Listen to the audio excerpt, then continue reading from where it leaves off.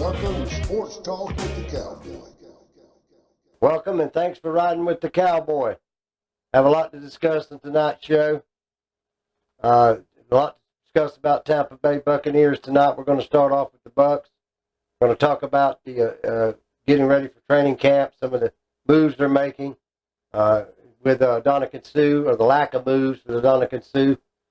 Still hasn't signed to come back. Neither has Rob Gronkowski, but Dominican Sue, of course, we drafted a player out of Houston in the draft. Is he going to be the full-time starter, or are we going to have Dominican Sue in camp? OTAs are taking place with the Bucs over in Tampa at One Buck Place. The voluntary OTAs. Tom Brady was there yesterday. Most of the team is in place for next year, except for those two that we mentioned. The new draftees are in camp, and it's a few-day workout before mandatory OTAs, and we get ready for training camp in July. But we still have the question of Dominican Sue. During this last few days, Tom Brady has signed a $375 million contract to be a Fox sports analyst for 10 years upon his retirement. No date on that retirement. Won't be this year, but $375 million is a lot of money to be a sports broadcaster. It tops anybody's pay scale that's on the network now. Big news, though, with the contract signed for him at his retirement. And I'm sure between us and closed doors, there's a date on that retirement somewhere down the line. But that's some of the news with Tom Brady and the contract with Fox. As far as the Bucs playing news, Brian Gabbert's taking the snaps with Tom out there. Brian Gabbert will be our backup quarterback, along with Kyle Trask and Ryan Griffin's on the roster. We have a couple unrestricted free agent quarterbacks that signed after the draft with the Bucs. But again, this is what's happening with the OTAs taking place at One Buck Place with the Bucs. And now we're going to move on to the Tampa Bay Lightning and their quest to win Lord Stanley's Cup for the third time. Last night they were beaten 4-3 by the Toronto Maple Leafs in Toronto after being ahead 2-0 in the first period, and it was 2-1 in the second period. But in the third period, the Maple Leafs came back and won the game 4-3.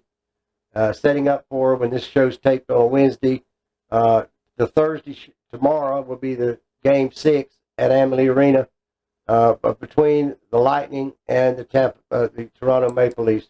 A victory by the Tampa Bay Lightning will force a game 7 in Toronto Saturday night. A loss by the Lightning tomorrow night will end the Tampa Bay Lightning's quest for Lord Stanley's Cup. So big game. The Toronto Maple Leafs came out last night, and the Lightning just put it on them in the first period. It could have been 3-0, but it was 2-0. The Lightning was in full command after the first period. But after the second period, the Toronto Maple Leafs had fought back, stalemated the Lightning's offense that they had showed in the first period, and had scored a goal and made it 2-1. And in the final period, the Tampa Bay Lightning scored a goal, but the Maple Leafs scored 3. They were down on our end, and shooting the puck at Vasilevsky at a large pace. The offensive capabilities of the Lightnings were just not there in the second and the third period, even though they scored points. It wasn't with the same ferocity that they had in that first period. They've got to get that back tomorrow night in Amalie Arena with a home crowd that'll be raucous there on Channel Side. And let's root the Lightning on to a victory tomorrow night. And then the victory Saturday night in Toronto. And then Toronto Maple Leafs have not won a round 1 playoff series in 18 years. So they are hungry in Toronto. Their fans are hungry. And the enthusiasm is electric up there in Toronto. And we want to see them fans Saturday night because we want to have a game 7. And we can't get past the game on Thursday night in Channel Side because we've got to win that game. It's a must-win for the Lightning to continue. So we're following the Lightning, and stay tuned to our next show, and we'll give you an update on what took place. So go Bolts. Be the Thunder. Go Lightning. And now we're going to go to the United States Football League. And the United States Football League action this week, the Tampa Bay Bandits were defeated by the Birmingham Stallions 16-10. They held their own. They played a good defensive game. They couldn't get any offense generated. TAMU or the offense just couldn't get anything generated against that Birmingham Stallion defense. Birmingham played a good game, but not as offensive as I thought either team would be. Their defenses came and played excellent. Both defenses played up to the game and kept the game close, 16-10. A couple field goals of separation between Birmingham being undefeated and the Bandits taking them out. The Bandits are 2-2, and the Birmingham Stallions are 4-0. And in the United States Football League right now, it's the Birmingham Stallions at the top. The New Orleans Breakers, they won their game. Michigan Panthers lost their game. So still only a couple games separate. We're going into week 5. There's 10 weeks. So we're about the halfway point after this week as far as the season goes. So we're going to continue to watch the USFL and this week's games and hope that we come out with a victory and get that third victory this weekend. So continue to follow USFL and go Bandits. So now we're going to go to the question and answers. And the question and answers tonight, I have a question from Joni in Palm Coast, Florida, which is up north of Daytona Beach. And she wanted to know what I thought about the Tampa Bay Buccaneers in 2022 season. Joni, I think the Bucs will be in good shape throughout next year, as long as they can get Adonica Sue back in there in the middle of that defensive line and Ron Gronkowski back on the line playing. I, myself, personally, think Adonica Sue is a lot more of a piece in that defense than some would think. I think he is his legendary play throughout all the years, his toughness, his physicality, his leadership on that defensive line is important. We've got Will Golston, we've got Vita Vea, but we need Adonica Sue. We need him, and we need him in the middle of that line. So that's a big thing for me, because we need to generate a pass rush from the center and the edges, and that would affect the season. I think we're going to win 12 or 13 games with Tom Brady at the helm. I think we're going to win the Southern Division, and we're going into the playoffs. But as we seen last year, by beating the Eagles and losing to the Rams, we don't get to the Super Bowl. So we've got to win the games in the playoffs.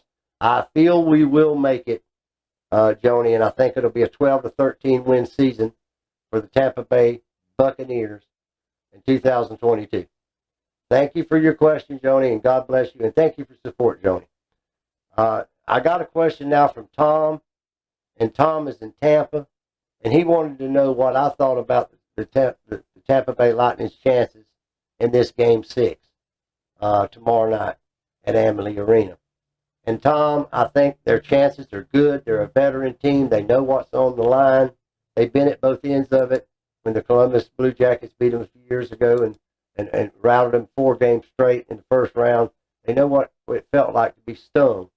And then they came back and won 2 Stanley Cups. So I think they know going in tomorrow night when they get out on that ice in front of their home crowd that there's got to be a victory for this series to continue. And I'm confident, Tom, that they're not going to take their foot off the gas tomorrow night. Not that they did in Toronto, but Toronto willed a victory. If you watched it last night, they willed a victory on that ice, and that crowd was electric, and those players tasted it, and they fought back and got it. I think that the Tampa Bay Lightning is going to close the door early in that game, Tom. I'm praying they do. Thank you for your question, Tom. God bless you for your support. TJX, what you got for me tonight? Well, Cowboy, we got a little NFL news, a little bit of USFL news. Fox pursued Tom Brady due to Troy Aikman eyeing other opportunities. What you think about that? Well, Troy Aikman was their marquee guy, and he is looking into going to Amazon Sports Network. Amazon, Jeff Bezos, got his rocket ships in space and Amazon billions. He's going to have his own network. And Troy Aikman is being mentioned as one of the lead anchors over there. You show me the money kind of a deal, and Jeff Bezos getting in it, got plenty of that money. Mm-hmm. So yeah. It could be. But, of course, between me and you, nothing against you, Troy Aikman. If it's Tom Brady, Troy Aikman, it's going to be Tom Brady anyhow. Okay, Right. You know what I mean? Mm-hmm. Nobody's going to miss you, Troy. God bless you. Right. They're going to be tuning in to Tom. Whatever network he's on, he's going to be on Fox. So, Pretty much. Texans signed veteran defensive end Jerry Hughes. Jerry Hughes will be great for the Texans. I think the Texans will be a lot better next year than people want to give the Houston Texans credit. Our old friend Lovie Smith, who used to be our coach, John Gruden, a defensive coordinator when we won the Super Bowl, and of course was the Bears coach, went to the Super Bowl. He's got his chance as a head coach again after coming back to Tampa, being our coach, going to Illinois. Now he's the Texans as the head coach. He's got a little quarterback named Davis Mills from Sanford. This Hughes signing is another piece in the puzzle. He's got a lot of players he brought in through the draft. And through the trade of Deshaun Watson to Cleveland, he got a lot of extra picks. So he really's put together some young guys. Not as big a name as some of us might think, but I'm going to tell you, the Texans are going to win more than 4 games this year. Okay. Bet that. All right. Jets defensive end Carl Lawson expects to be ready for training camp. It's great news for the Gang Green and the New York Jets. Carl Lawson's a big piece in that puzzle. You got Johnston from Florida State that they drafted in the draft and got him for a steal. They got a great wide receiver. They've got a quality Sauce Gardner defensive back as good as they've had since Darrelle Revis. That Jet team is on the rise too. That's not going to be a 3-win team. They're going to win 6-7 games. And this is another piece in that puzzle. You got to get pressure to that quarterback. If you get pressure to the quarterback's going to throw that ball, give your secondary a chance to make some interceptions because he's hurrying and he throws. If you don't have any pressure on that quarterback, he's going to tear that secondary apart, no matter how good it is. But any extra pressure is good. He's a great veteran. You got Johnson now. You got other players on that front line. You got Jordan Whitehead, ex-Buccaneer up there, playing safety. And you got Sauce Gardner, 3rd pick overall in the draft as a cornerback. They're going to have to be a better defense. They're going to win with that defense. They got a good little running back, too. And they got a wide receiver out of the draft. So this team's going to be dangerous, the New York Jet team. All right. So let's move on to this USFL. Week 5 power rankings. Birmingham Stallions remain perfect. What do you think about that? I think the Birmingham Stallions have got that home field like we talked about it. And that's one hell of a team. They came to play football. They came to play football, and their fans came to cheer them on. I love those stallion heads, the regular horse stallion masks. The fans got a wonderful. And they're playing good football. They're getting the job done. Even as close as at the end of the day, they get the W. And that's all that matters. And they're playing good football. Skip Holtz has got that team playing pretty good football. Consistently playing. Because in every game, I mean, they play with the team. They don't just dominate them. But by the 3rd quarter, they just pull on out ahead and keep on trucking and get that W. At least they didn't beat us bad. They didn't beat the Bandits bad. I'm glad 16-10. The Bandits had a good defensive stand. I mean, they held them good. The Bandits is a good team. The Bandits are a good team. The Bandits are, I would say, Cowboy ranking number 3. I got the New Orleans Breakers 2. I got us 3. Yeah. And then there's a whole big pack between 4 and 6. Okay. I'm still going for the Breakers, though. Yeah, the Breakers number 2. Now, they supposed to be, I think they're going to pull some rabbits out their hats, too, here in the near future. That's what I think. The Breakers are a good team. They got beat by the Stallions, but listen, that New Orleans Breaker team, they got some NFL talent on that team. They got some talent. Yeah. They got a good defense. Great defense. And like you said, the Bandits, the Breakers, the Stallions, I got them as the top 3. But then 4 and 5 get a little muddy. And I got the Pittsburgh Maulers on the bottom. Okay. I got them for sure number 8. You say for sure number 8. Number 8, Pittsburgh Maulers in my ranking. Jeff Fisher's made questionable decision and the Panthers lost to the Stars. Yeah, he went for that field goal down on the goal line. He had a couple timeouts, 33 seconds on the clock. Brought in the kicker, and he missed a 21-yard at shanked it. Yeah. So, gosh, you just rip your heart out. Yeah, 21 yards. Hell, I could even make that. Maybe we could have kicked a 21-yarder. So I don't know. I think maybe the pressure of the kicker, he didn't know that he was, because he was so conservative on that try for the touchdown. He really didn't go after it, so to speak. Just getting it lined up, and he gave that kicker maybe too much time on the sidelines to think about that kick. Maybe should have went for it. Should have went for it. 21-yard line, 33 seconds, 2 timeouts. He should have went for it. Should have went for it. They ain't far from the goal line. No, they're not. Nice pass, but he got him right. Little roll out, let the linebackers go to chase the quarterback so he wouldn't run in and just toss it to the guy that was already in there. There you have it. There you go. That's how you do it. Well, that's what I got for you tonight, cowboy. Well, God bless you, DJX. You too. Ladies and gentlemen, thank you for your support. We appreciate your support of Sports Talk with the Cowboy here. Continue to share with your friends. Continue to leave your comments so we answer your questions here on air. And continue to subscribe or have your friends subscribe. But the questions are important because we can give you the feedback that you're asking for. And until next time, God bless you, and Cowboys out.